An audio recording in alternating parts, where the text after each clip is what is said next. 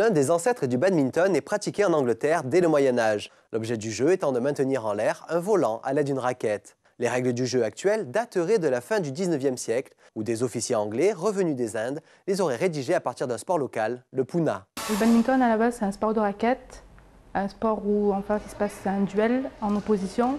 Et le but, c'est de toucher la cible qui est le terrain. Pour pratiquer le badminton, il faut déjà essayer d'avoir une bonne coordination, à savoir maîtriser son corps, car c'est assez explosif comme sport. Certains, on a l'impression qu'ils volent sur un terrain, d'autres qui fusent comme des sprinteurs.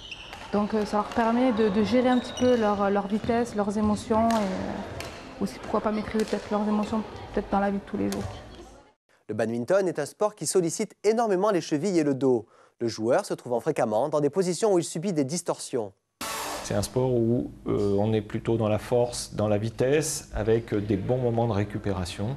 Et les enfants s'adaptent parfaitement à ce type d'activité physique. Ça développe aussi l'anticipation dans l'espace, c'est-à-dire savoir quel bon geste, quelle position être sur le terrain et anticiper le jeu de l'adversaire. Psychologiquement, évidemment, c'est un sport de confrontation, donc on est face à un adversaire qu'il faut essayer de battre. Donc ça développe un petit peu l'agressivité au bon sens du terme. Le badminton est l'un des sports les plus exigeants physiquement. Il se situe tout juste après la boxe et les autres sports de combat. Pour limiter les blessures, il faut avoir une bonne préparation physique ainsi qu'une alimentation équilibrée. Le badminton, c'est un sport relativement violent, hein, c'est-à-dire qu'on est dans des fréquences cardiaques, on joue dans des fréquences cardiaques assez élevées.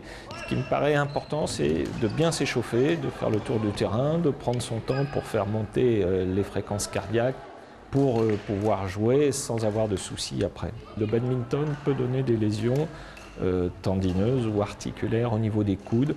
Et ça, c'est important de faire des étirements au niveau des membres supérieurs, des coudes, des mains, des avant-bras, pour pouvoir démarrer au niveau musculaire sans risquer de se blesser. On sait quand un match commence, on ne sait jamais quand il se termine.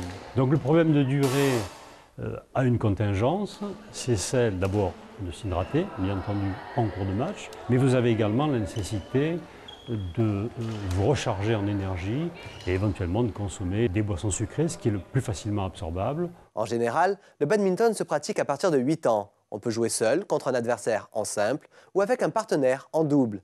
Le badminton est un sport aussi bien adapté aux garçons qu'aux filles et d'ailleurs, il existe des compétitions en double mixte.